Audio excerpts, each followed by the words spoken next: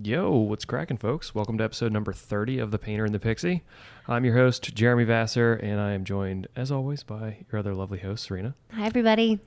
And in this episode of the podcast, this is something Serena and I are super pumped about. We've been super excited telling you guys about this for the last couple weeks, and we actually pulled it off. So we actually have a guest on today, and this will be the first this is, I guess, part one of hopefully a 7-part series that we're going to do.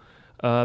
The series is titled When Shit Hits the Fan, A Guide to Personal Crisis. Yeah, and it's awesome. The aim of this series is to create some awareness of kind of what to do when you're experiencing a personal crisis, whether it be a death in the family, a broken relationship. It could be a wide manner of things that kind of send you off kilter. Yeah, personal crisis is kind of a wide category. Yeah, so it can encompass any of those things. Quite a number of things that are less than pleasant in your world. Mm-hmm. So we're going through quite a few different topics. Mm-hmm. where we right now we have a guest on every episode. Mm-hmm.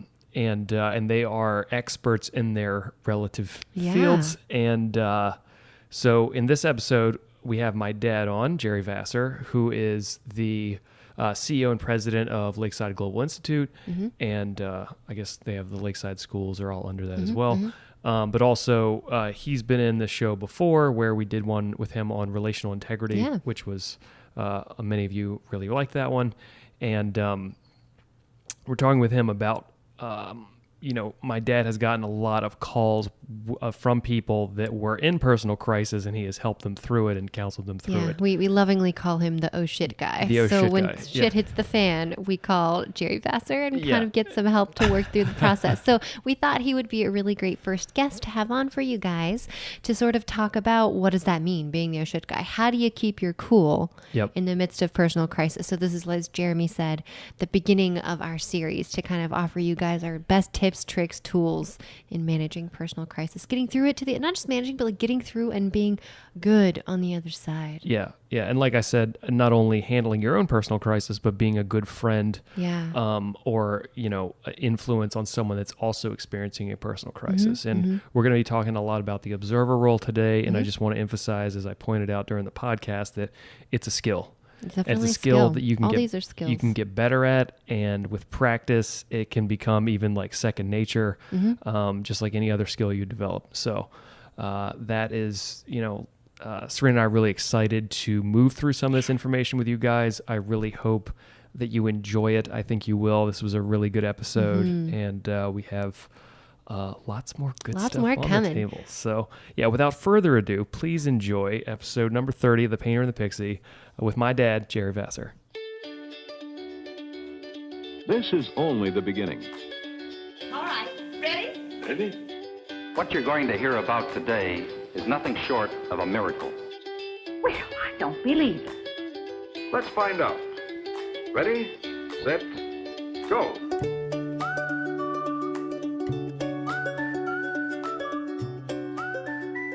All right. So we are rolling. And how you doing, Pops? Hey, I'm doing well, thank you. And then Serene. Yeah, doing good too. Doing good. Hey, Jeremy. All right.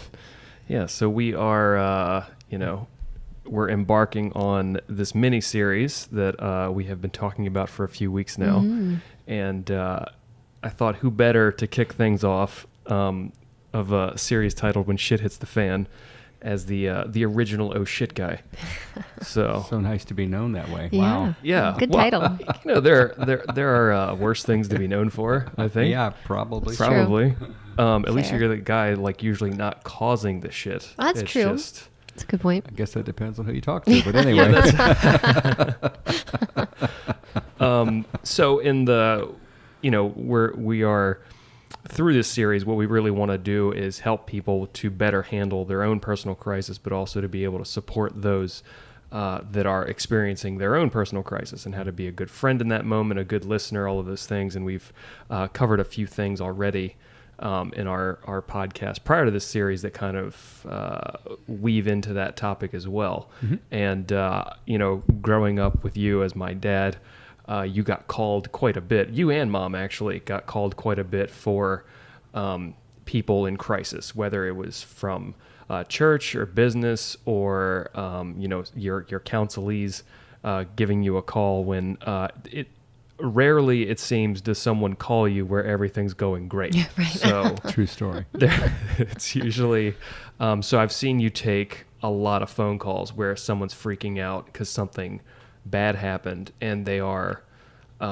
not having a good time. So then there's all kinds of you've just had a lot of very interesting reps of dealing with that's like a very weird thing to be good at, to be known as someone who can handle I guess it's like somewhat akin to like a paramedic or something. You're going and seeing that type of crisis, but you would be like a paramedic of just someone's life falling apart and then trying to like and go. So it's just a weird thing. So I just I've always been fascinated by that because I think it's like a superpower.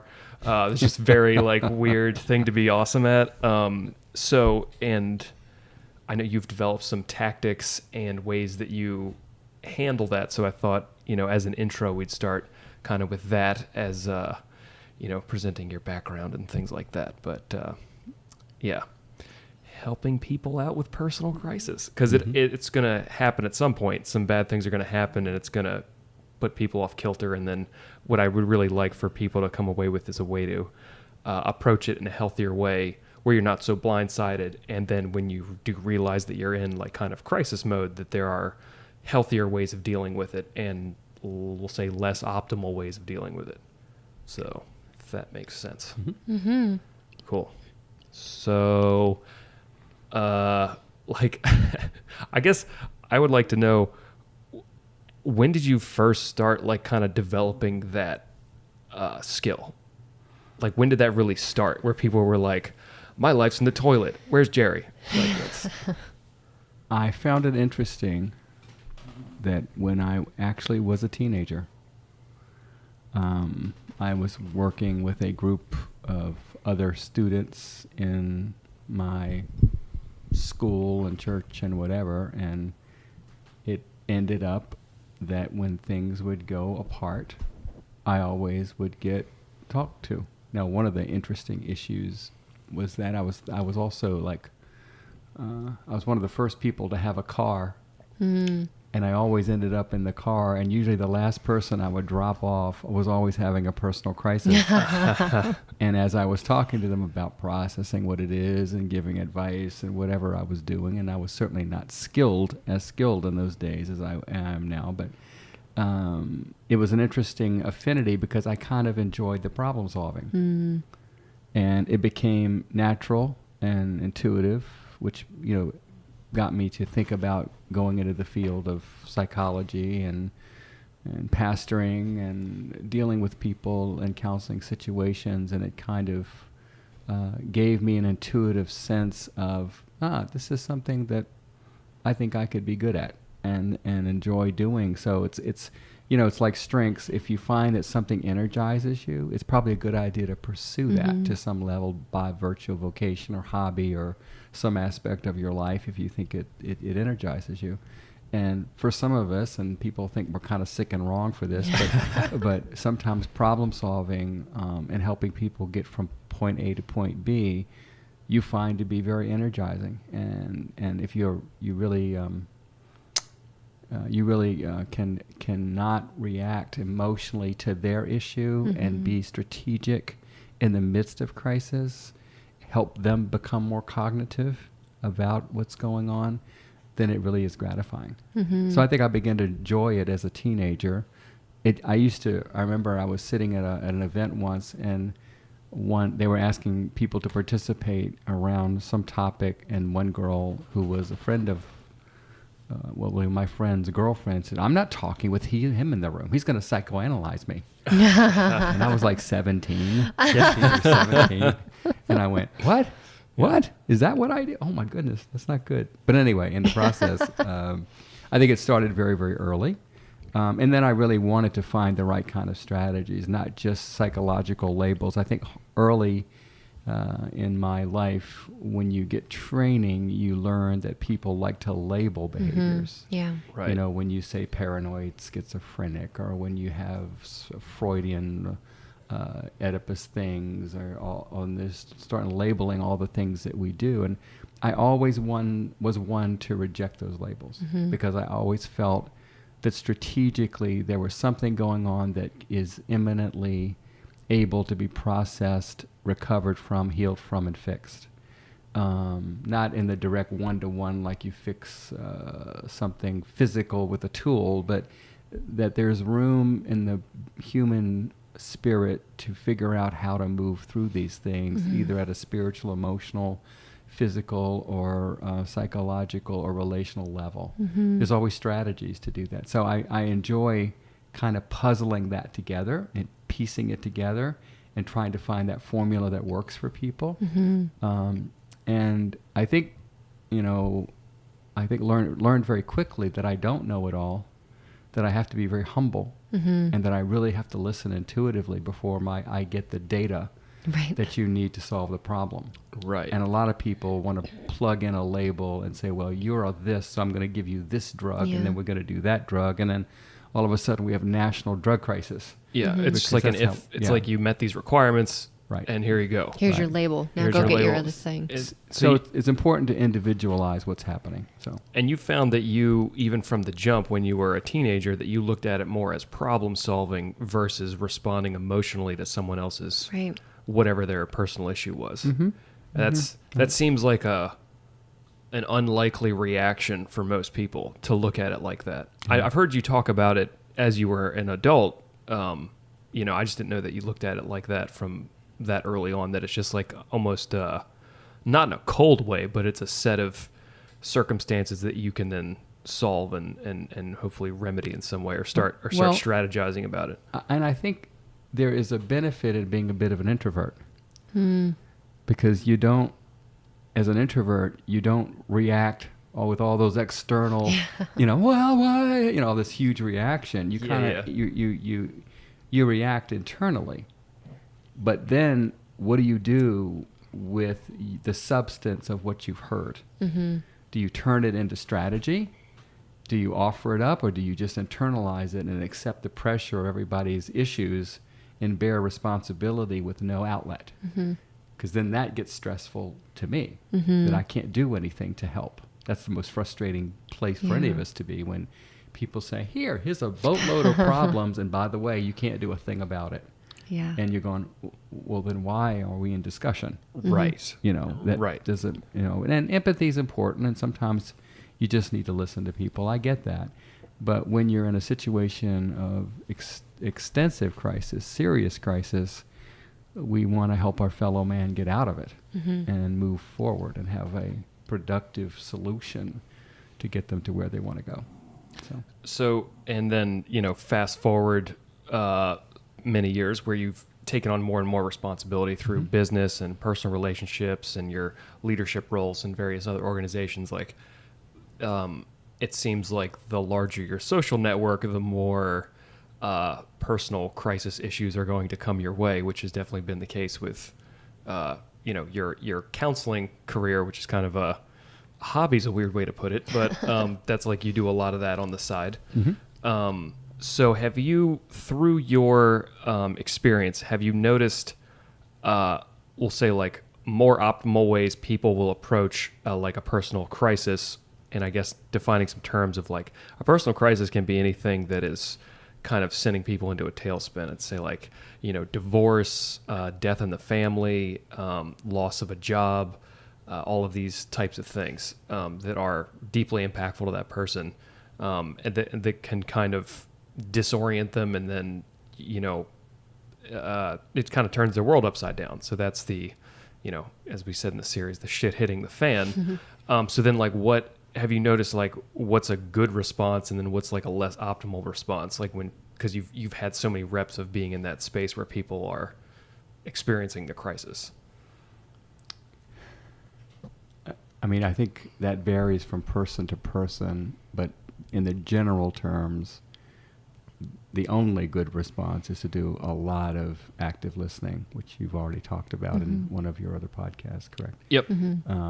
I think that is key to the fact that you are not only trying to hear, understand, and be able to give back what they're saying currently, but there's another layer or two, because you might be able to articulate, this is what's the outcome is of this crisis.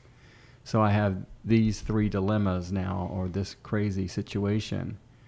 But if you don't know what's behind some of the issues, facts, perceptions, reactions, triggers behind it all, then you don't have a complete picture of how to respond to it.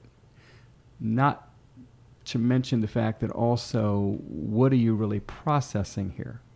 What are you trying to resolve? Are you trying to resolve the objective issue, or are you trying to resolve a whole lot of issues that are going under that? Because rarely is the presentation what the real issue is. Yeah. There's a whole lot of undercurrents there. And that's why the listening piece in all of life is so important, because what gets presented as the first round is almost a fleece. It's a bit of a, here is the, how are you going to accept what I just told you? Okay, that's your test market. Right. And they're looking to you to see if there's judgment, if you're going to blame and shame me, or do you even have any capacity to deal with this, or am I shocking you? Or so when people lay a crisis in front of you, there's usually layers that are going on, and we don't want to just simply be superficial. I've had situations where people have wanted to be superficial. Yeah. And I could give them a flippant answer and say, well, this is kind of what I'm hearing and what I think needs to happen broadly. But there's so much under that that if you don't want to go into those spaces, the readiness to move forward is important to measure. So I think it helps me many ways to see how ready are you to not only deal with what's happened, but everything that led up to it, or all that leads away from it that we have to deal with, because it can be very challenging. Right. And then as the person that would be experiencing the crisis, like say, we'll call him Bob. Bob, his mother dies or whatever.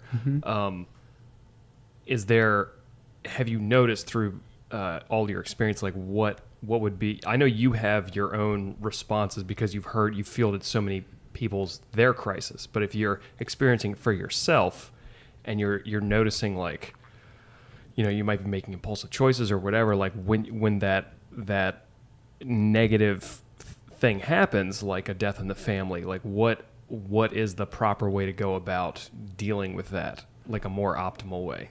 Well, I like to identify the emotion that accompanies the event.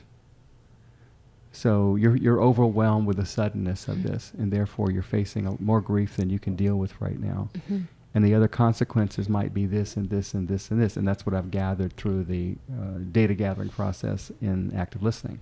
Yeah. So I'm beginning to say I want to hone in on what emotions, what issues, what losses. I mean, when someone dies, for an example, what is interesting that comes forward is all the components of the relationship, right? Whether positive or extremely negative. So if someone was abused by someone who died, guess what comes up when they die? The unresolved and unprocessed memories of what happened with that individual. So it's not just about the loss of death, but there may be a lot of other tentacles that you're working through. And I want to make sure that in the process, I'm understanding the depth of that, because sometimes you make an assumption, well, someone died, then there must be grief. But suppose we're looking about unprocessed physical abuse, or something they did to you that was just devastating and it never got resolved. Then the death triggers that with that individual. So not to get too deep with this, but I think in the process, you've got to be able to articulate, in your own sense of getting clarity, what this means for that person. Right. So it may mean a lot of things. It may mean, I've had some say, well, no, it's just this. Oh, okay, so we'll resolve that, and now how are you feeling? And I watch them come into a really good place in terms of their affect. But yeah, I mean, I just think understanding that whatever you my standard line, whatever you see isn't it. That's true 90% of the time. And when I deal with people in crisis, the aha moment they have when you find out what it really is almost more significant than the understanding of the fact that there's a crisis, because then they have a sense of relief. So that's what's been going on. And that's exciting because now you know you're in the right space. Yeah. So there's a reason, there's understanding there. It's not just like everything's spinning around and I have no context. Yeah.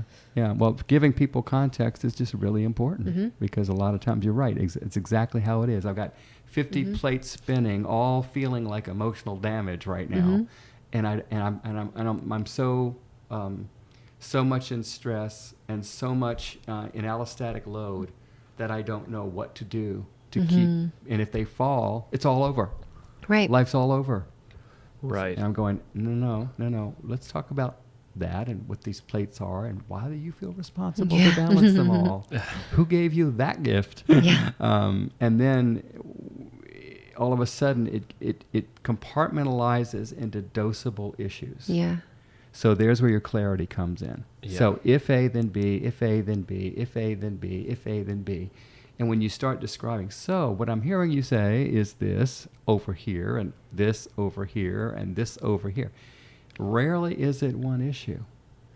So getting clarity on even what the issues are, and of course, then they have their own interesting underlayment at times.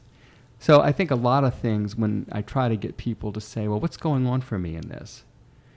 Their scope and definitions are often way too narrow. And they try to disregard a lot of other issues that contribute to the poor decision making or the broken relationship or just the overwhelming emotion of something. So it can be like a reductionist view of things, like the whole reason that I'm having this issue is just this little piece of it. It's not like a, lack of a better term, like a holistic view of the situation. Got it. I think that's a good point. And I think that when we have an event that triggers it all and life is all now shot to hell, everything's a waste now. Whoa, wait a minute. It wasn't before that event, was it? Right. And was that event the only thing going on? Probably not. Probably not. Because it seems like using maybe like a less charged example too is like having a physical injury.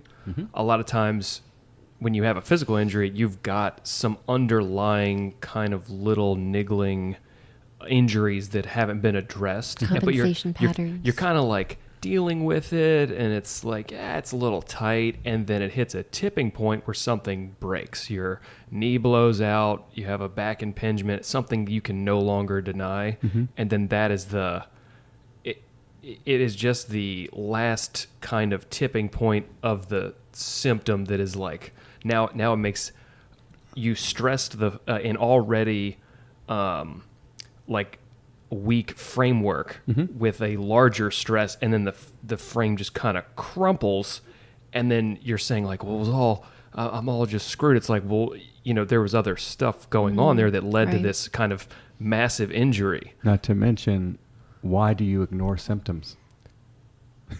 Because it seems like that. And I would imagine it's similar in emotional sense, or just your brain wise and emotionally and all that stuff, is that if you can ignore it, like you will, unless it hits just saying it's just not that big of a deal. A lot of people think a little symptom, and I talk about this, you've heard me say this on the show before with nutrition.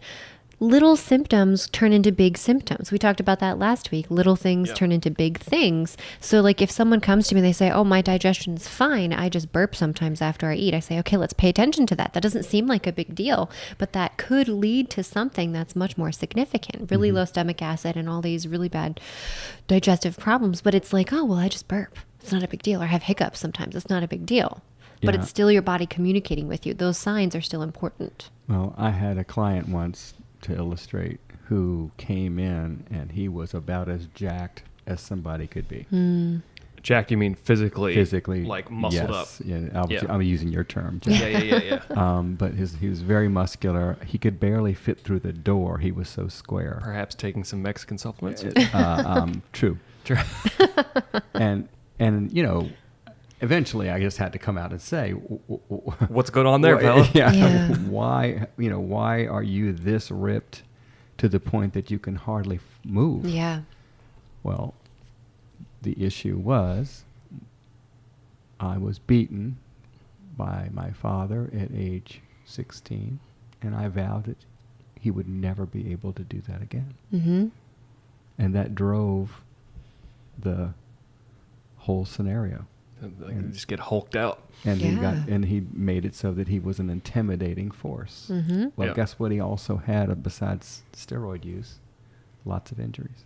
Yeah. Oh yeah, dude. That he I'm had sure. to ignore and come into the world and do that. So that's the interesting thing. You come in, you see an obvious, whoa, how big is this going on? This must be a big deal.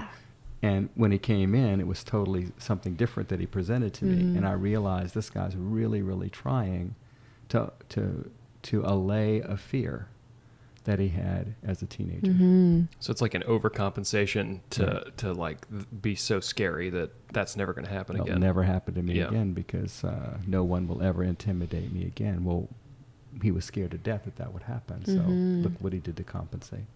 Yeah. Like, all right, you didn't have to go that far, but cool. So then, Dad, I know you mentioned clarity earlier, and then also like the compartmentalization, and I think those two things, along with something I've heard you talk about quite a bit, is using the observer role. Right. And can you just explain that a little bit more as far as like how you use that when someone's presenting you with issues, and just kind of how you use it in your how you use it, and then also has that always been the case, or is it something that you developed more and more as you progressed? Good question.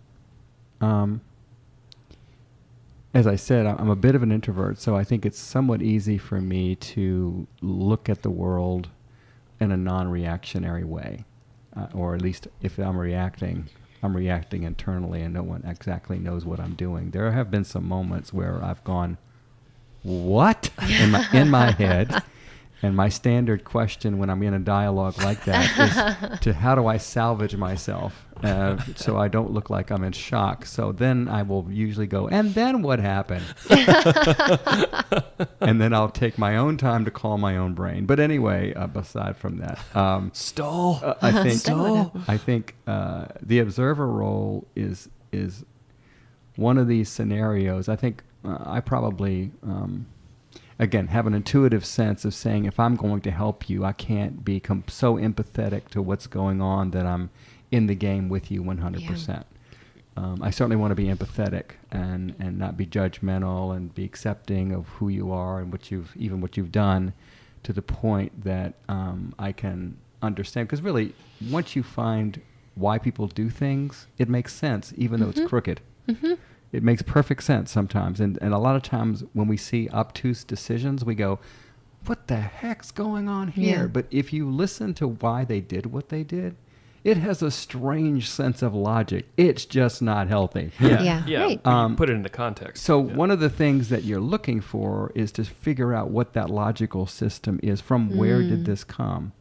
So the observer role really takes you out of a scenario of having to respond to every every emotional piece of what's happening and give this sympathy, empathy scenario right then and there. It's more about saying, okay, I've got to stand outside of this situation and observe it almost like an outsider, and really come up with facts that say, I'm hearing and seeing this, and I'm hearing and seeing that, and I'm able then to say, here's a litany of issues that I can observe going on without trying to respond to every one of them, and without being emotionally tied to what the person is saying to you.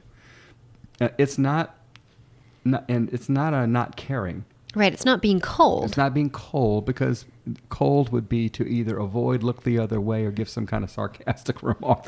Yeah. Sucks for you. Or judgment or apathy or whatever.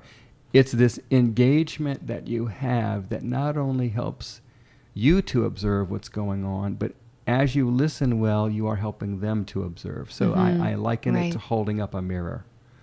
And if I'm a good observer, I can start engaging you into observing. So when you tell me all this stuff happened, and of course many of us have used the idea, like if it happened to you in childhood, a lot of things some things I might, and they're just emotional about it, and they're grieving. I've had people just weeping and crying over what happened to them as a child, and I'm trying to take them out of the loyalty issue, the family loyalty issue, because they're feeling like they've got to honor that and own that and be that. And one of the things that I often do in the observer role is to say, can I ask you a question? I have a child over here by the name of so-and-so. They're 5 years old, and this is what's going on to them, what you just described to me. What do you think of that?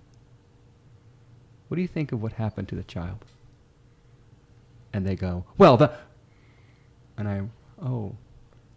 so that happened to you. Mm-hmm. Should any child experience what happened to you? Well, that then clicks everything. Yep.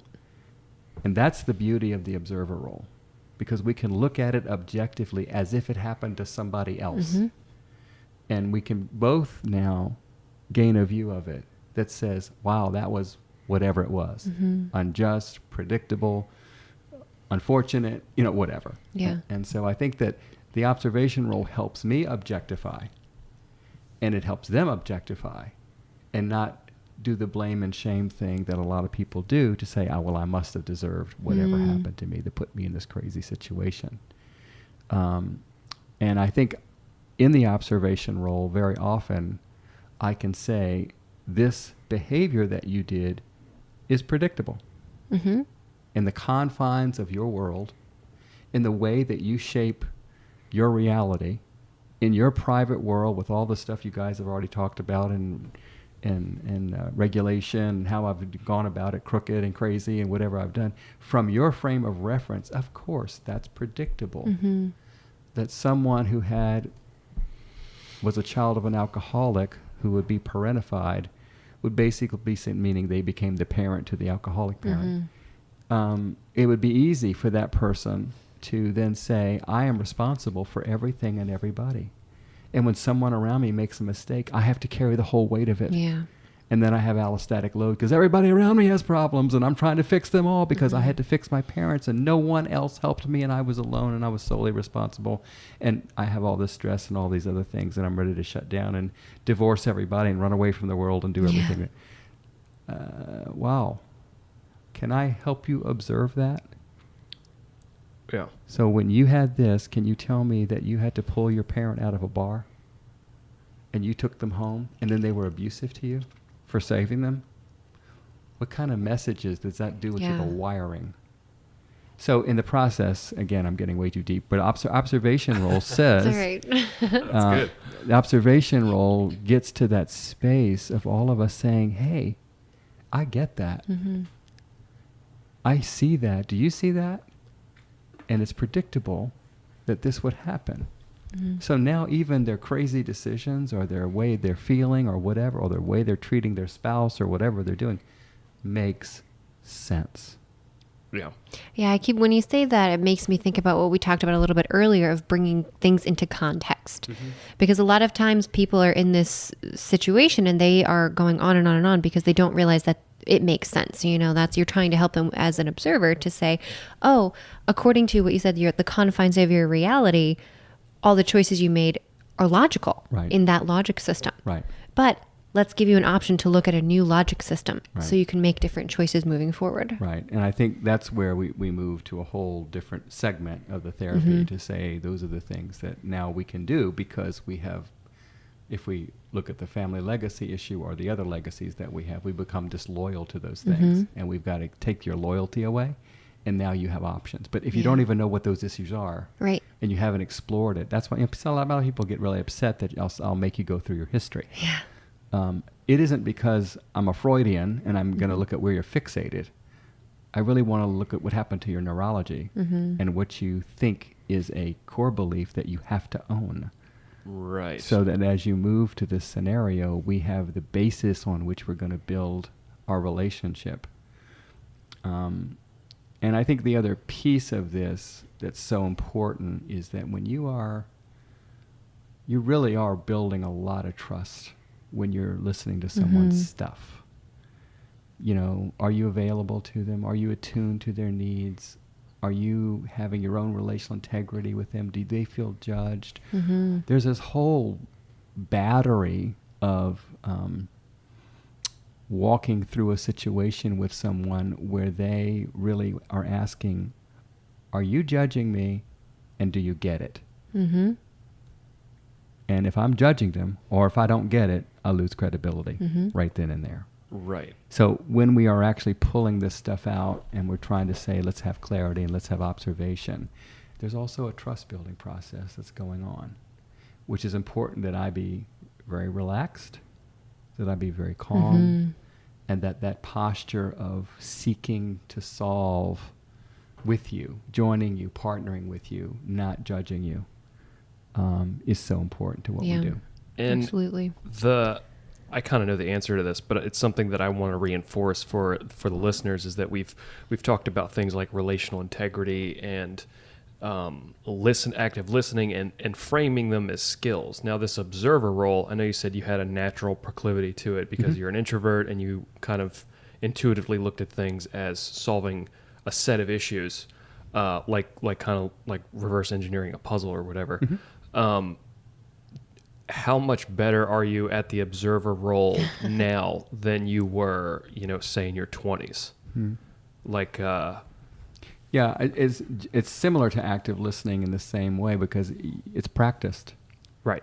You're developing the skill. And you're developing the skill over time. The tendency when you think you know a lot is to react and act and answer and problem solve and do all the rescue stuff, of saying, well, let me share you my experience, or let me explain, or let me solve, or let me ask questions, or I think that hesitancy that you really need to say, no. You have to stop with inside yourself and say, I got this, I know what this is.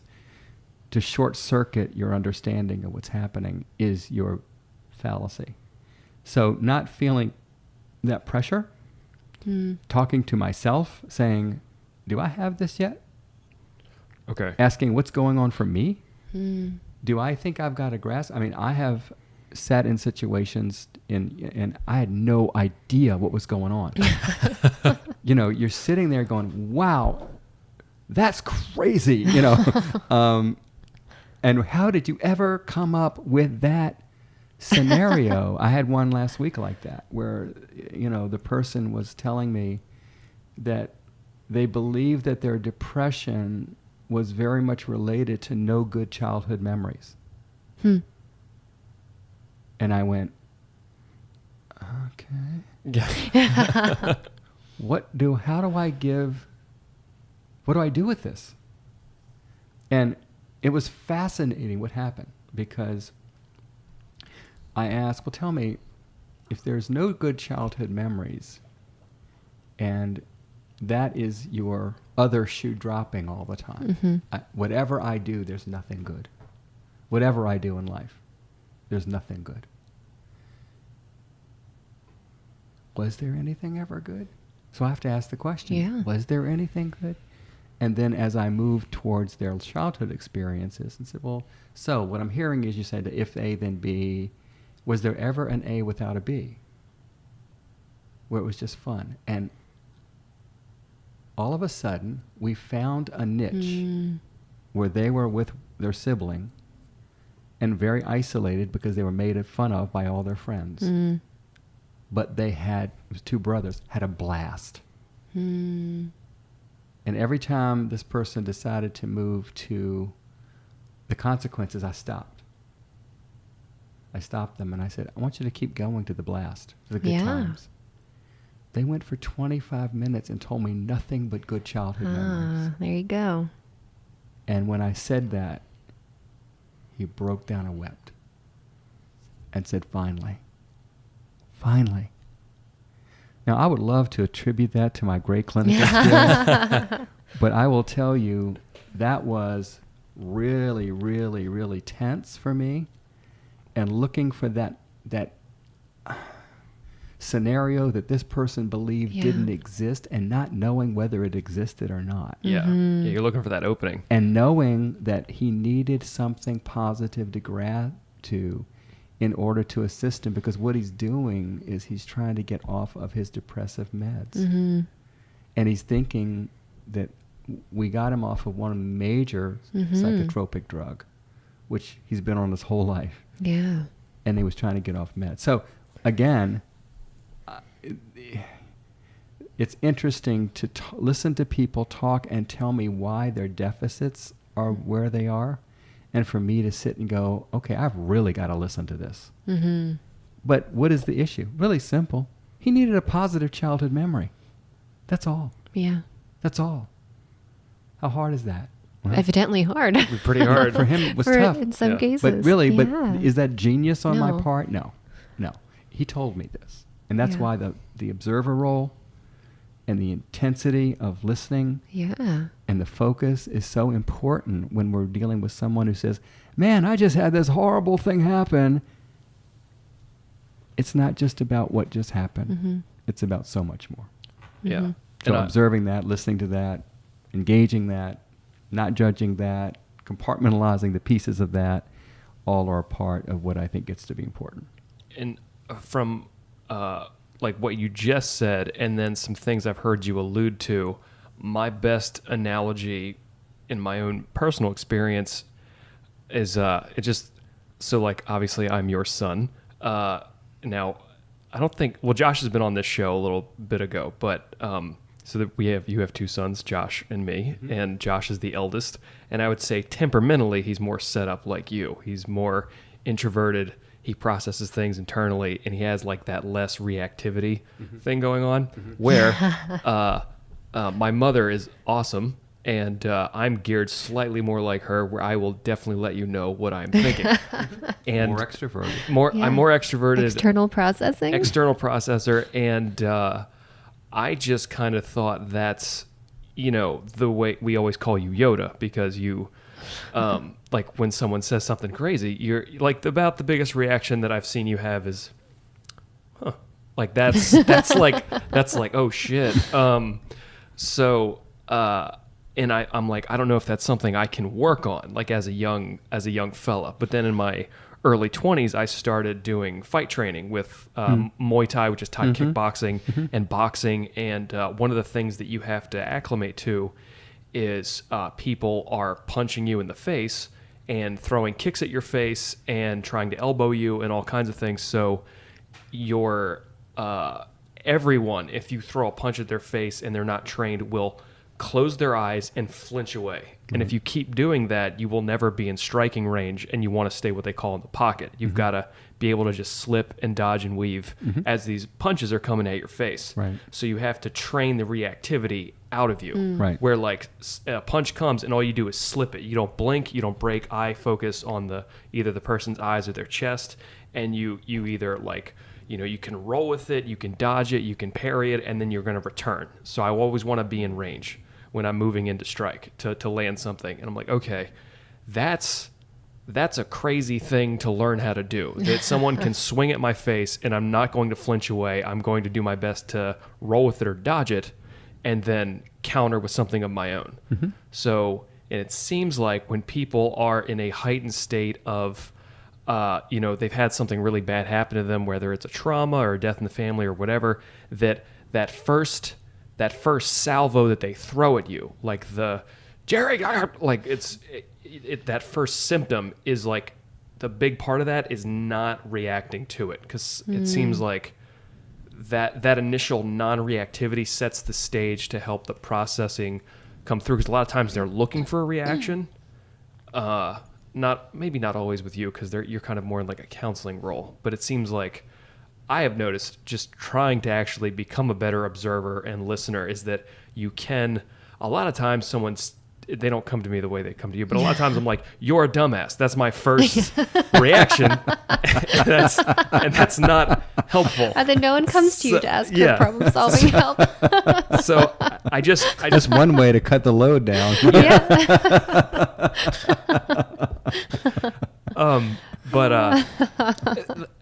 My point with that is that I still think that, I just no longer say it. Right. And then less and less is my response now that I know to contextualize it and really listen and hear them and understand. And then, there's lots of different ways to give back, but that it was not a natural proclivity of mine to not call them a moron. So it's something that I just want people to understand that if it is not your natural response, it's not most people's natural response to go into that observer role, to try and listen well, but it is something you can train and get better at, and with reps, and particularly not overreacting to the first symptom where you're just you immediately we just want to judge and be like, oh no, that's crazy, that, and then avoiding that seems to be pretty clutch. But so part of 1 second. Part of what I'm hearing you say is you have to actually compartmentalize. We've talked about this term a couple of times here in this episode, where instead of just saying, hey, here's my thought in this situation, you're like, hold on, put that over here. I can come back to those feelings or thoughts or emotions later, but spitting them out of my mouth, calling them a dumbass, is not going to be helpful for the situation. So learning that that's okay to put your emotions aside and think about them later if you need to, and then just listening, just saying, okay, how can I be of use in this situation? Yeah. That's practicable. Right. I think, number one, I'm really happy that I don't have to dodge literal punches. Yeah. So I admire that more than I hold up high what I do.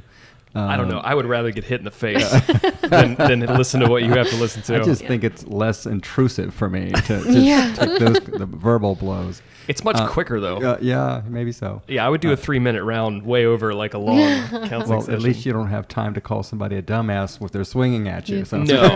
Yeah. Your thoughts are definitely elsewhere. I think, though, if you think about parenting for a minute and the observer role, what's the problem when your kids are acting out and they're out of control and you are furious at their disobedience, at the things they do, and of course you have your own parenting legacies behind you telling you this is what you should do, but this should not be going on. What happens there is I'm feeling responsible or even shamed by what my kids are doing. And I have to stop it now. Or do I observe it and say, that's a normal developmental stage. They're acting independently of me. But that doesn't mean we don't have to deal with it. Right.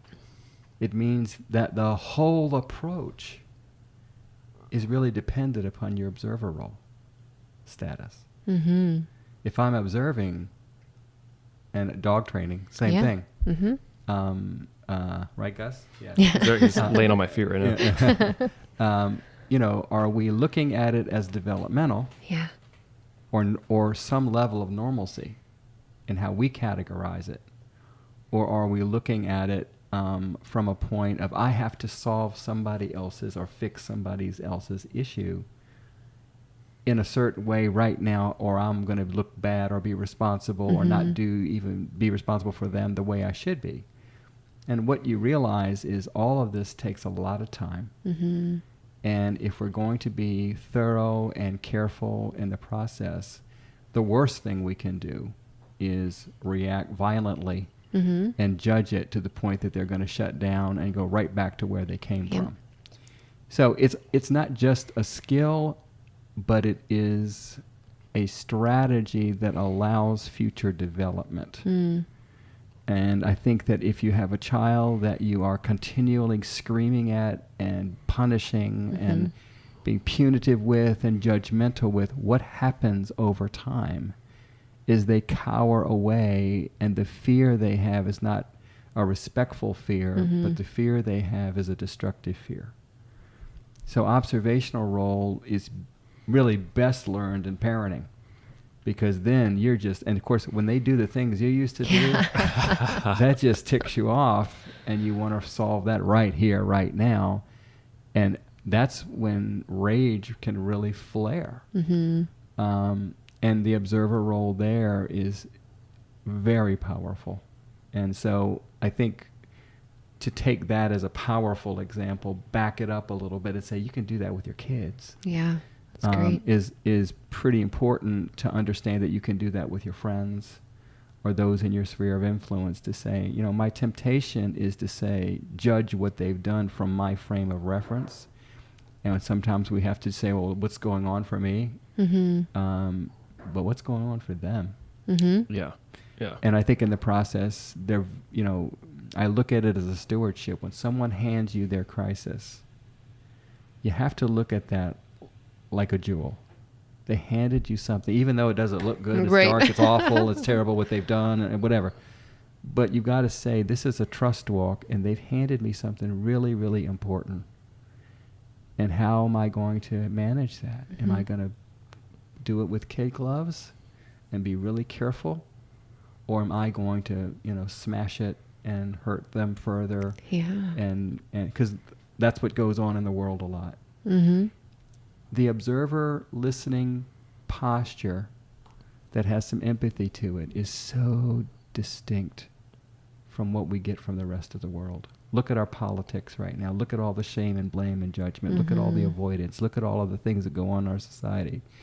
Look at families. Look at the issues we have going on, all the opioid crisis, all the things we're doing to regulate all this anger and fear. Here we come and say, it's okay. It's okay. Mm-hmm. Yeah. What a calming source that is. Yeah, absolutely. Particularly like that lack of judgment on the front end or even the back end, just like not having that, because guilt and shame's, that's a whole other podcast series probably. Mm-hmm. Yes. But and also I wanted to mention, like, do you find, I also know the answer to this, but why am I here? I don't know. Because you're here to validate my points, Dad. He's been trying for years for this. Yeah, seriously. This is great. I built a show for this reason. The extremes we go to. Yeah. Sit down. Tell me your stories. Do you find that because you've gotten so many of these reps of doing the observer role, and when you're counseling someone, the stakes are kind of high, like they're in a lot of times. It's you've got significant crisis that you might have health issues related, like things where it's like you've kind of got to be on, but because you've got those extreme reps in of like really intense situations, you've developed this like observer role muscle, the way you interact. It's it's definitely flavored your personality and how you approach the world.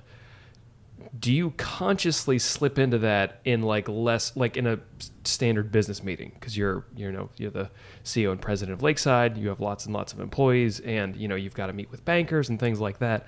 How often are you kind of activating like intentionally the observer role as you use it, like in your kind of like day to day? Good question. In order to really work to be healthy, you're always asking yourself, or you should be regularly asking yourself, kind of, what am I doing? What's going on here? Yeah. What are my goals? And I think what gets hard to put all of those circumstances into one frame kind of doesn't work, because maybe as I'm meeting with one source, I'm trying to build the mission of Lakeside, and I need an objective thing to be handled while I'm listening to what they're talking about. So that's a little less of an observer role, but more of working through the issues to get to the right goal in the right way. And hopefully for most of my meetings, not all of them, but for most of my meetings, it's done in a resonant way. Mm-hmm. Where there's a fair give and take, and there's good dialogue, but there's also a little bit of salesmanship and that kind of thing. So those people aren't coming to me to solve a problem. In fact, I might be going to them to solve one of my problems. Right. Trying to get a business objective done. Or I'm trying to say, well, you're offering me a service. I need to evaluate it and see what it is for me. But I think the calm thing is important to that. Yeah. And so when you have the confidence to say, I can do the skills emotionally and relationally, and hey, I'm not perfect at it. There are times where I get angry or something really isn't working well and I'm frustrated, or I'm just tired and I'm not on my game the way I should be. I think everyone has permission to have an off day. Yeah. I think the more you are up in the scale of leadership, the less forgiveness you get for doing that. Yeah. So you need to be a lot more careful. But I think in the process, I've hurt some people that way because I wasn't attuned and aware. So I'm not really here to say I do it 100%. But largely, when you get the confidence and the skills to, and what's funny, you'll be going along and someone, I was talking to a public relations person, and I started talking about the fact that I'm looking for some public relations advice and help. And I began to say, our subject is trauma. And then she went off and said, well, I just recovered from a house fire and all this stuff. I'm trying to have a business meeting.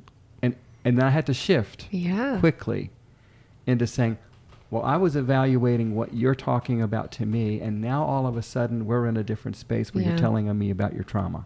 Yeah. And she was trying to say, this is so valuable what you're doing because of my trauma.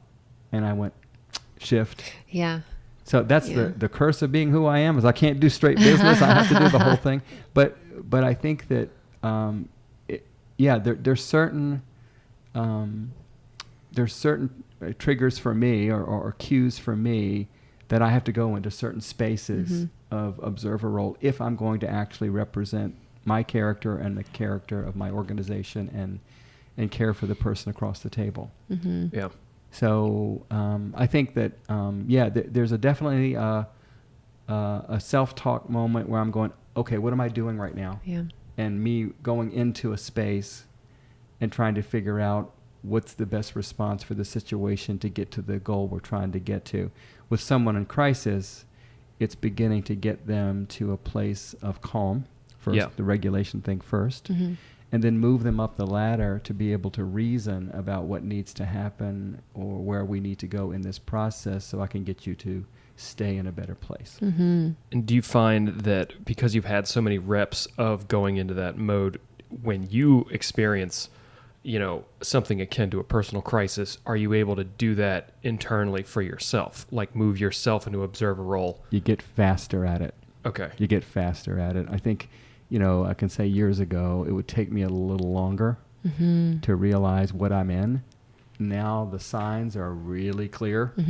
And same thing when I'm trying to figure out what's going on in a situation that doesn't seem clear. I can zero in a lot better than I used to. Yeah. Because of experience. I've had people come to me and they'll say, well, this and this will happen. I said, well, I'm going to predict pretty much that my guess is this and this and this is really going on for the person. And they'll come back and call me on the phone and give me usually a curse word and say, I can't believe did you talk to them? Did you talk to them? No, it's just predictable. Yeah. And that's what experience does. It gives you a little bit of laser focus and a lot more quickness to get there faster and realize where I am in the conversation faster. And that's the joy of being a little older. I'm not having to react and feel responsibility just to solve everything right then and there. And you realize that it doesn't go away quickly anyway. We basically say change takes about 18 months, so I'm not going to do it in a half hour. Right. And a lot of people think that you can. Right. Yeah, that's true. Right. So just having a little bit more of a patient perspective on things. That's how I'm known. And people think I'm extremely patient, but really what's really going on is I'm letting the situation evolve. Yeah. You have to give it space. Yeah. Well, because some things you can't force. It just takes, some things take a certain amount of time. So that makes sense.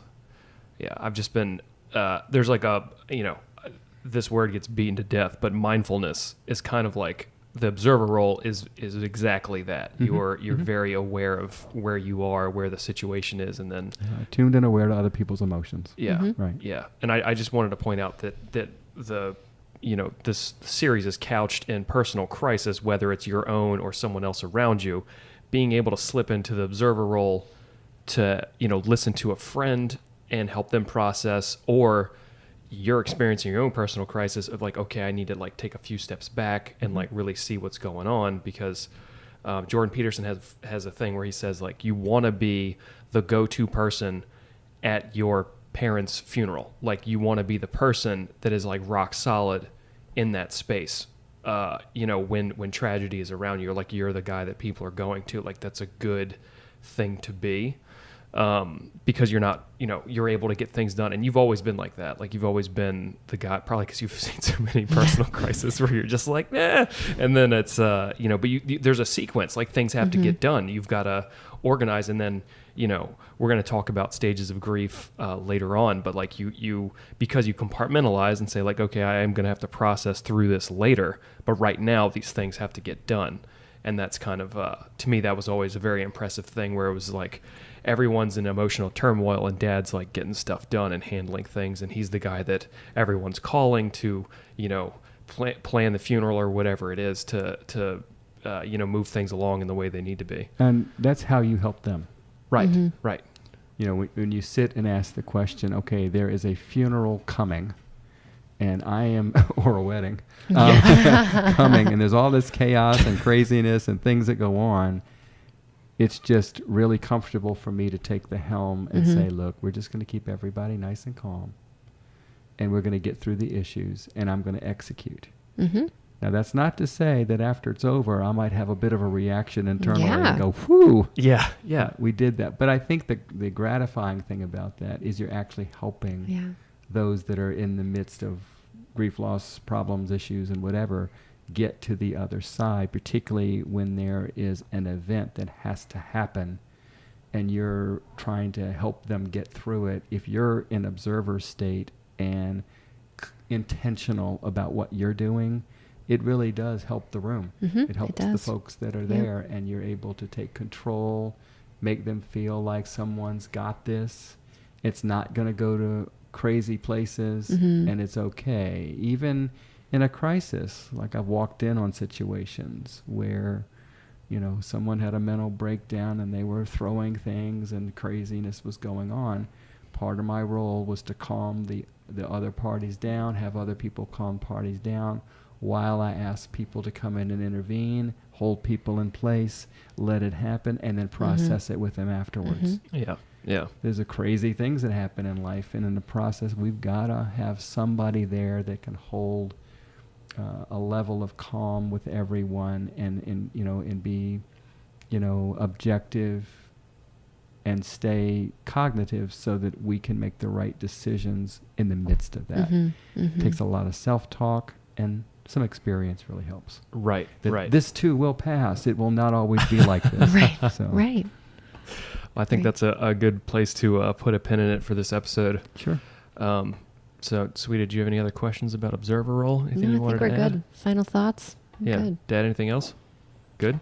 I think it's a great skill for all of us to have in all of our relationships at every level. As I said, for our poor parents that are trying to figure out how to raise children and have little direction but how you were raised, the observer role is salvational to your children, but it's also salvational to people who are in crisis, who need a calm spirit to help them. Awesome. Thanks for listening, everybody. I hope you really enjoyed that episode. Jeremy and I had a blast recording with Gerry and kind of opening the topic of our series here, When Shit Hits the Fan, A Guide to Personal Crisis. For show notes, you can find them on our website, thepainterandthepixie.com. You can also find notes and things and updates throughout the week on our Instagram page at The Painter and the Pixie. This was a really good episode. I super enjoyed having this conversation and kind of opening the door to say, what is personal crisis? How do we sort of begin even processing managing it? I'm very excited for the series. Yeah. And I think that was a good opener.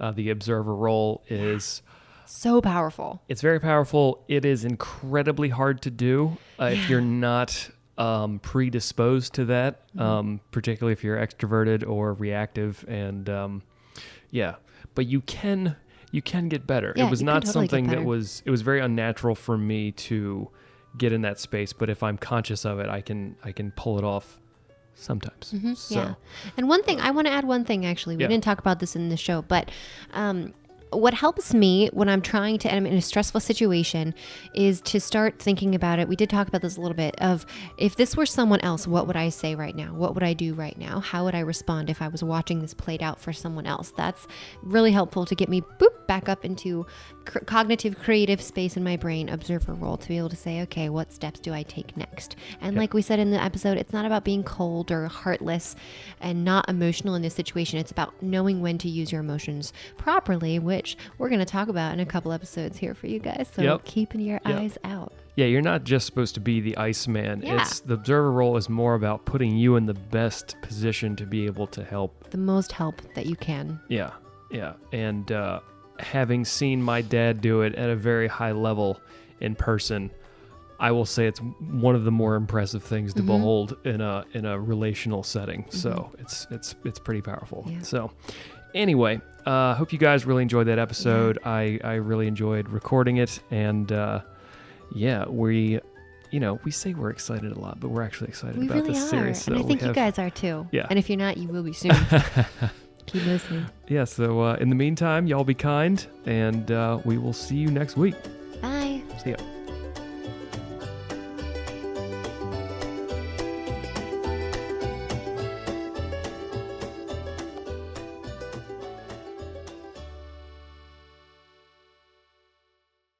Amazing.